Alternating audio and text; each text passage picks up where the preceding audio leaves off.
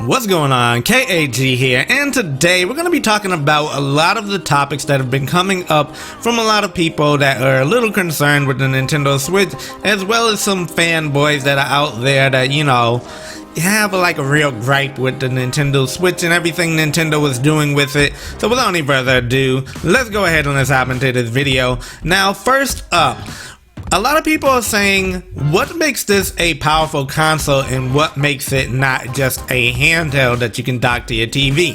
Now, in the terms of power, a lot of people seem to have some type of confusion where they think that the Xbox One and the PlayStation 4 are the actual equivalent of what a console should be and how it should function. Now, I know a lot of y'all may think that way because y'all think because these consoles may be a little bit more powerful that makes them the actual definition of what a console is, but a console is really just something that it gets put under your TV that you can play your video games on, and by any figment of imagination, that's exactly what the Nintendo Switch is. You can put it underneath your TV if you want to leave it right there underneath your TV and play your games all day long.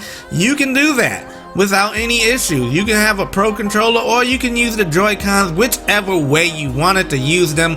That would be considered a home console. Whether or not you like it or you disagree with it, that's just the way it is. Now, like we always say, a lot of people want to dispute the fact that it's a hybrid and maybe they should just call it more of a more powerful handheld device. But it's not just a handheld device, it's a home console as well. So you can actually take it on the go with you, you can play your games on the go with you, and so they say you get anywhere between 3 and 6 hours. So now people are saying, well, 3 hours is not very long for a handheld device. But remember, this is a home console that you can take on the go with you, and the fact that you're able to play console quality games on a handheld device, how long do you actually expect your battery to last? I mean, let's be real here. If you took a PlayStation 4 or Xbox One and you put it in a handheld device, number one, what's the amount of power that it would pull? It would instantly, or you would have a very short amount of time that you can actually play this system on the go. And with people complaining about the fact that you can play your home console games on the go, I don't understand that. You know why I don't understand that? Well, you can't play a PlayStation 4 on the go, you can't play an Xbox One on the go. I mean, you can say all of that mess about, yes, you can play your games via Wi-Fi and all that, but let's be honest, how well does that really work? Not very well at all. But the fact that you can take it on the go, play your games, whether it's 3 hours, 2 hours, or even 1 hour, is a benefit that the other consoles do not have. So you really can't complain there or gripe about the fact that they're allowing you to play anywhere between 3 hours and 6 hours worth of gameplay while you're on the go. And on top of that, the fact that you can actually take a power cord and you can hook it up into a wall and you can just keep playing that way. I mean, how many places that you actually go that do not have a wall socket somewhere? It's very few. Or if you're in a car, right, and you just happen to not be driving and you're in the passenger seat, you can plug it into a car charger port. I mean, there's plenty of options here. The original 3DS didn't even have that great of a battery life, and it survived, right? Exactly. But anyways, the point is, you can't take a PlayStation 4 on the go with you, you can't take an Xbox One on the go with you, and if you did, the battery life would be very short, so you can't really expect them to go ahead and make it magically have 10 hours worth of battery life. Just think about it, if you're playing a game on your phone, right? If you're playing a game on your phone that has some intensive graphics, how long does your battery last on your phone? Not very long. Now, moving on from there, a lot of people are complaining about the dock price being $80, $90, right? You can't really complain about that because when you actually think about it, yes, granted, it does seem like it's a little expensive, but the fact that that's practically like you having two consoles in your house is, much better, because when you think about it, you can buy an $80-$90 dock and you can hook it up to your TV in all of your different rooms, whatever, and it's like having multiple consoles.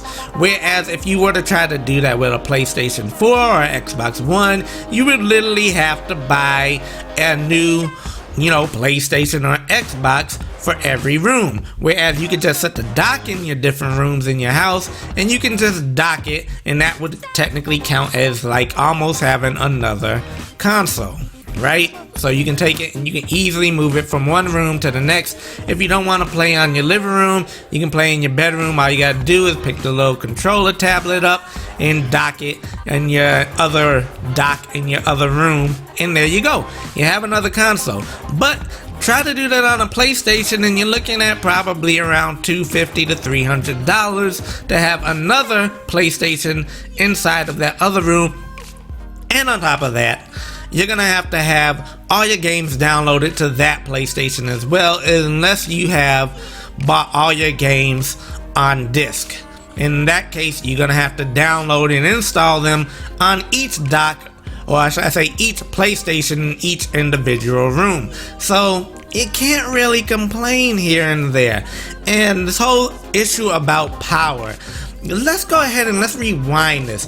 People back in the day, when it started out with video game home consoles, we had the generation between NES, SNES, N64, and GameCube, and the same thing go PS1, PS2, PS3. Back then, there was actual innovation. There was actual changes that was actually occurring. This current generation of consoles that we are currently going through, which are all 0.5s, like your PlayStation 4s and your PlayStation Pros, and your Xbox Ones and your Xbox One S and your Xbox Scorpios, they're all just like upgraded iterations of current gen consoles. They're not actual completely different consoles per se.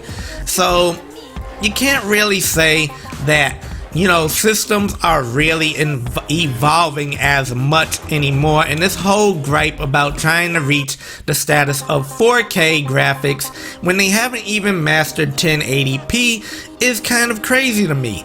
I see a lot of consoles, Xbox One for example, who only run their console majority of their games at 900p and 30 frames per second. Not even counting 1080p, 60 frames per second. They haven't even mastered that yet. Why are you trying to do 4K when you haven't mastered 1080p, 60 frames per second?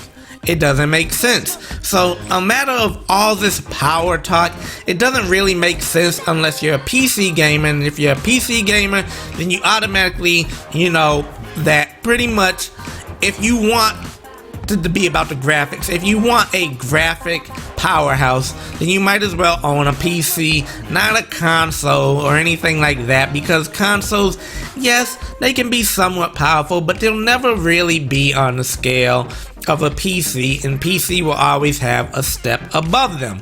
So it doesn't really make sense with all the wars and everything like that.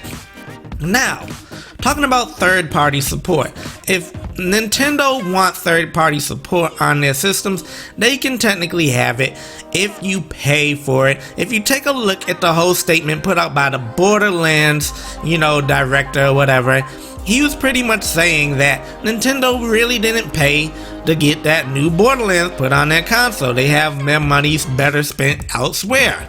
So, I mean, it's not a preference of power per se.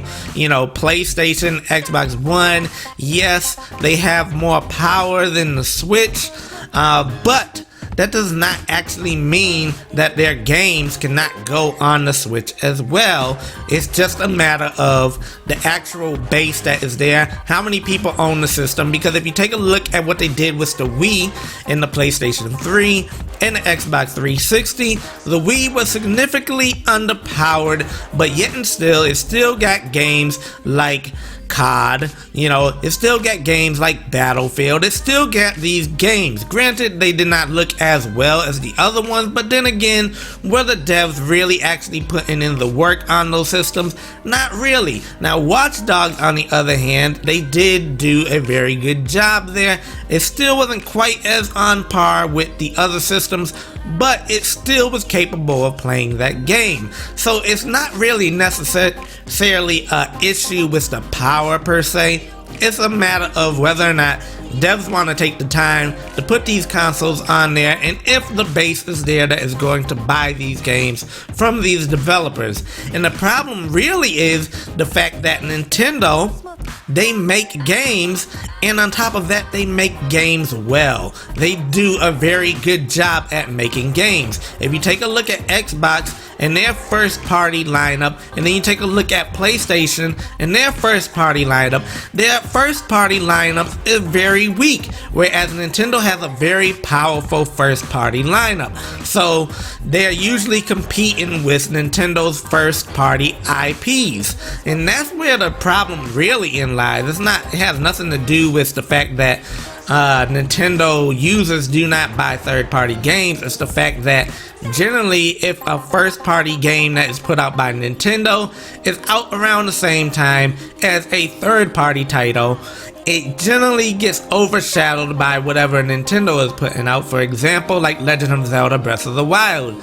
The real reason why we probably don't see any of those real highlight third-party games coming out at launch is because, number one, the consumers are going to be buying the Nintendo Switch at this point in time, and when they're buying the Nintendo Switch, that's already going to be $300 in the US, $400 in Canada, and elsewhere, different prices. But on top of that, they're going to need a game to go with it, and so when they go ahead and they look at the lineup of games, right, 99% of the people that are going to buy the Nintendo Switch are going to buy Legend of Zelda Breath of the Wild, because that is the highlight game. And so with them buying that and they buying the console, it's going to already put the price at about $350 to $450, somewhere around there. So majority of the consumer's money is already going to be spent. Therefore, they're not really going to pick up the third parties titles at that time.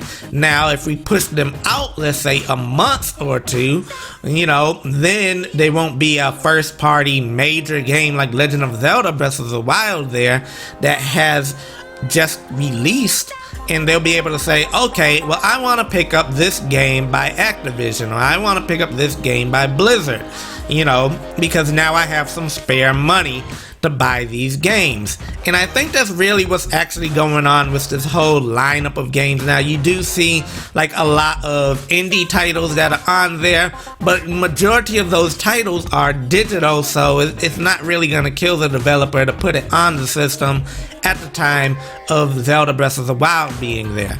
And so it's all a matter of spacing, and I think majority of the titles we will see actually announced at E3, because in the initial launch of the console, there's not going to be that many consoles available, so the initial people are going to get Legend of Zelda Breath of the Wild, and by the time E3 gets here, Mario Kart will have came out, Mario Kart 8 Deluxe, in case y'all are wondering.